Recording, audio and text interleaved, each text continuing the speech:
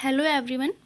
आज हम लोग एस के पांडे प्राचीन भारत का दूसरा अध्याय प्रागैतिहासिक काल के एमसीक्यू सॉल्व करेंगे।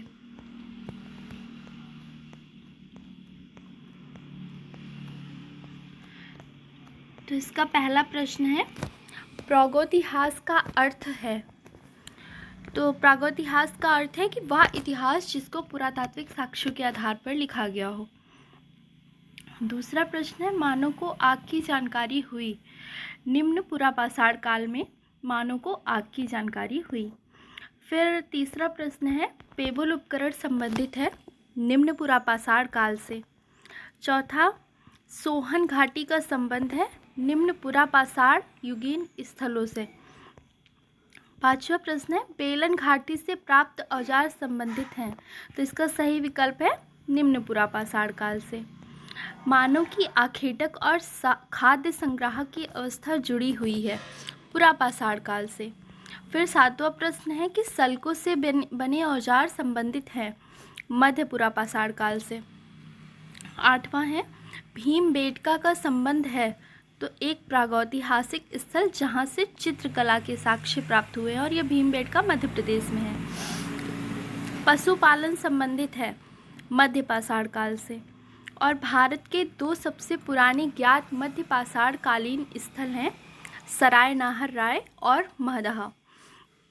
11वां प्रश्न है, प्रारंभिक स्तंभ गर्त पाए गए हैं सराय नाहर राय और महदहा से। 12वां प्रश्न, मानव द्वारा पाला गया पहला पशु। तो ये सभी जानते कुत्ता था। मानव द्वारा पाला गया प्रथम पालतू पशु कुत्ता था। और मानव द्वारा प्रयोग की गई पहली धातु तांबा थी। 14वां प्रश्न है, मानव द्वारा उपयोग में लाई गई पहली फसल थी। तो यह पहली फसल कौन सी थी? गेहूं था। और 15वां प्रश्न, कृषि का प्रथम उदाहरण कहाँ से प्राप्त हुआ है? तो यह मेहरगढ़ से नवपाषाण काल में प्राप्त हुआ है। कोल्डिहवा का संबंध है। तो कोल्डिहवा से चावल के प्राचीनतम साक्ष्य प्राप्त हुए थे, और ये भारत में ही नहीं पूरे विश्व में चावल के प्राचीनतम साक्ष्य थे जो कोल्डिहवा से प्राप्त हुए थे। और बुर्ज होम संबंधित है। तो बुर्ज होम है नवपाषाण कालीन स्थल में। पूर्वी भारत का प्रमुख नवपाषाण कालीन स्थल है चिरांद। 19वां प्रश्न है, कुंभकारी प्रारंभ हुई। तो यह नवपाषाण काल से प्रारंभ हुई। 20वां प्रश्न है कि ताम्रवती के नाम से प्रसिद्ध है। तो जो आहार संस्कृति है वो ताम्रवती के नाम से प्रसिद्ध है। 21वां प्रश्न है, हड़प्पा की कनिष्ठ कालीन संस्कृति है कयथा संस्कृति। तो हड़प्पा की कनिष्ठ कालीन संस्कृति कौन सी है? कयथा संस्कृति। 22वां प्रश्न है, इनाम गांव ताम्रपाषाण युग की एक बड़ी बस्ती थी। तो इसका संबंध है, तो इनाम गांव का संबंध है जोरवे संस्कृति से। 23वां है, ताम्रपाषाण संस्कृतियों में निम्न में से किस संस्कृति के पत्थर के औजार नहीं प्राप्त हुए हैं? तो जो आहार संस्कृति थी उसमें पत्थर के औजार नहीं प्राप्त हुए हैं। दैमाबाद का संबंध है ताम्रपाषाण कालीन स्थल से। बड़ी संख्या में दफनाए गए बच्चों के समाधान प्राप्त होते हैं। तो बच्चों के समाधान जारवे संस्कृति से प्राप्त हुए हैं। गिलुंड स्थल का संबंध आहार संस्कृति से है। ताम्रपाषाण मृद भांडों में उत्कृष्टतम मृद भांड जो ताम्रपाषाण मृद भांड थे, और उनमें से जो सबसे उत्कृष्ट मृद भांड प्राप्त हुआ है वो मालवा मृद भांड है, मालवा से प्राप्त हुआ है। 28वां प्रश्न है कि उत्तर प्रदेश का उतनूर संबंधित है। तो यह नवपाषाण कालीन संस्कृति से संबंधित है। 29वां प्रश्न है कि हल्लूर, पिकलीहल, संगनकल्लू, टी नरसीपुर तथा पय्यमपल्ली का संबंध है। तो यह संबंध नवपाषाण संस्कृति से बताया जाता है। माइक्रोलिथिक औजार संबंधित है। तो माइक्रोलिथिक औजार मध्यपाषाण काल से संबंधित है। 31वां प्रश्न देखेंगे हम लोग। राजस्थान का बागौर और मध्य प्रदेश का आदमगढ़ स्थित है मध्यपाषाण काल से। 32वां प्रश्न देखेंगे कि सबसे कम अवस्था थी मध्यपाषाण काल की। हाँ, तीनों कालों में मध्यपाषाण काल की अवस्था सबसे कम है। 33 प्रश्न देखेंगे। आधुनिक मानव होमो सेपियंस का प्रादुर्भाव हुआ उच्च पुरापाषाण काल में। क्वार्टजाइट पत्थरों के स्थान पर जैस्पर, चर्ट आदि के पत्थर सर्वप्रथम प्रयुक्त हुए तो यह मध्य पुरापाषाण काल में प्रयुक्त हुए थे।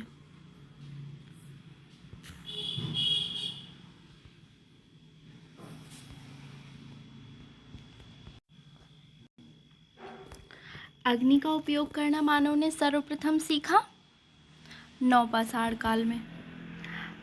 36वां प्रश्न देखेंगे। हस्त कुठार, हैंड एक्स, विदारणी, क्लीवर और खंडक गड़ासा उपकरण प्रयुक्त होते थे तो यह निम्न पुरापाषाण काल के उपकरण हैं। फिर आता है 37, आहार संस्कृति का प्रमुख क्षेत्र है तो आहार संस्कृति का जो प्रमुख क्षेत्र है वो दक्षिण पूर्वी राजस्थान की बनास घाटी में है। 38, नर्मदा घाटी में विकसित हुई संस्कृति थी तो नर्मदा घाटी में जो विकसित हुई संस्कृति थी वो मालवा संस्कृति थी। 39, एरड़, नगदा और नवदा टोली का संबंध है तो एरड़, नगदा और नवदा टोली का संबंध मालवा संस्कृति से है। 40वां प्रश्न देखते हैं कि भारत में दो संस्कृतियां एक साथ पाई गई हैं तो मध्य पाषाण काल एवं नवपाषाण काल में दो संस्कृतियां एक साथ पाई गई हैं। 41, भारत में जो एकमात्र मानवाब कवि पाया जाता है वह तो जो असम का सदभ्रू गिबन पाया गया वो भारत में एकमात्र मानवाब कवि था। 42 प्रश्न देखते हैं कि प्राचीन भारतीय भौगोलिक मान्यता के अनुसार भारतवर्ष किस द्वीप का खंड था तो यह जम्बू द्वीप का खंड था। 43 प्रागैतिहासिक कुल्हाड़ियाँ मिली हैं तो प्रागैतिहासिक कुल्हाड़ियाँ मिली हैं अंतरिपक्कम से। फिर आपका 44 आता है कि निम्नलिखित पुरातात्विक स्थानों पर विचार कीजिए तो इसमें दिया दमदमा, कुरनूल गुफाएं, टेक्कलकोट, नैकुंडा और इनका सही पुरावशेष कालानुक्रम लगाना है तो इसके सही ऑप्शन जो है वो सी है। तो सबसे पहले कुरनूल गुफाएं प्राप्त हुई, फिर दमदमा, फिर टेक्कलकोट और फिर नैकुंडा। तो इसको पहले क्रम में लगाने के लिए क्या है तो पहला है कुरनूल गुफाएं, फिर दमदमा, फिर टेक्कलकोट, फिर नैकुंडा। तो भारत में पूर्व प्रस्तर युग के अधिकांश औजार बने थे। 45 प्रश्न देखेंगे तो जो भारत में पूर्व प्रस्तर युग के अधिकांश औजार थे वो स्फटिक के बने हुए थे। ये सब प्रश्न आपके रिवीजन के लिए हैं क्योंकि ये रिवीजन क्लासेस हैं तो शॉर्ट में आप अपना इवैल्यूएशन कर सकते हैं। फिर 46 है कि निम्नलिखित में से कौन सा एक औजार पुरापाषाण संस्कृति से संबंधित नहीं है तो जो कुल्हाड़ी, विदारणी और गड़ासा है ये पुरापाषाण संस्कृति से संबंधित हैं लेकिन जो सेल्ट है वो पुरापाषाण संस्कृति से संबंधित नहीं है।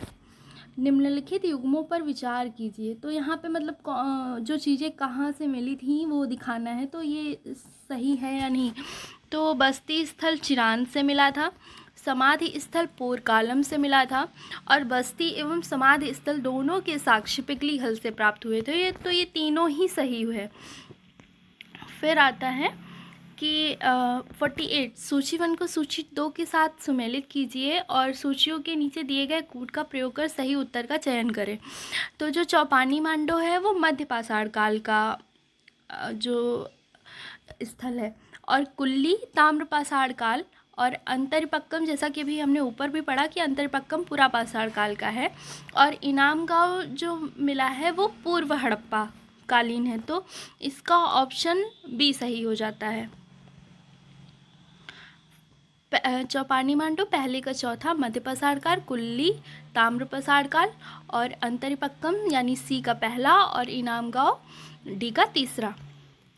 फिर 49 प्रश्न पे देखेंगे कि दक्कन के अष्टटीले प्रदर्शित करते हैं तो जो दक्कन के अष्टटीले हैं वो नवपाषाण युग के मवेशी रखने वालों की बस्ती के अवशेष हैं।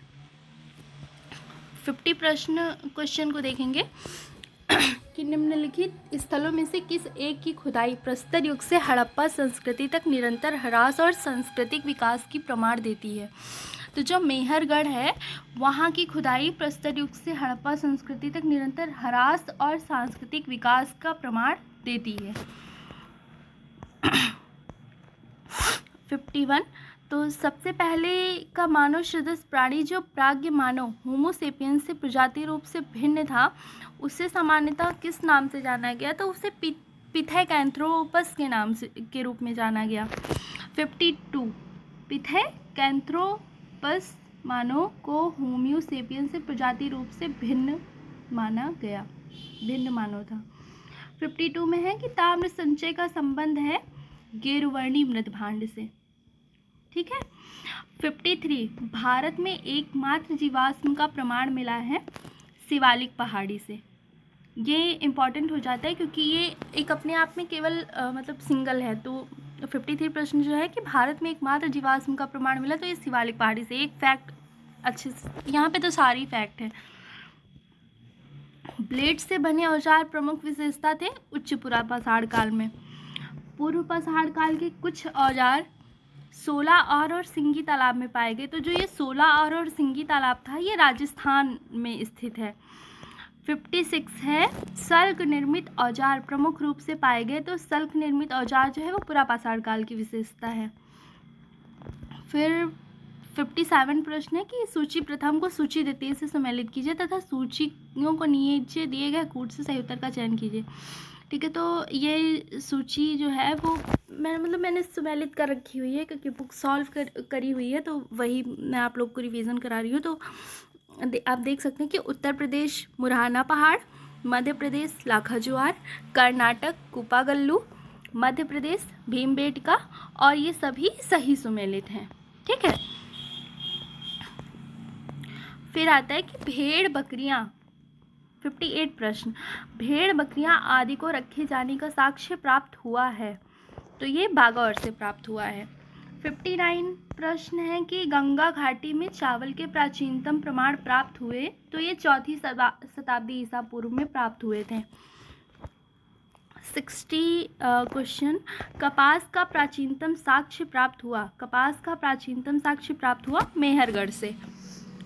61 देखते, गणेश पूजा का साक्ष्य प्राप्त हुआ। तो ये दैमाबाद से प्राप्त हुआ।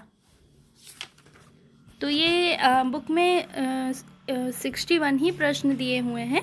ठीक है। तो ये सभी आप देख लीजिए। प्रागैतिहासिक काल के जो ये MCQ थे वो मतलब रिवीजन के लिए आप लोग देख लीजिए शॉर्ट में।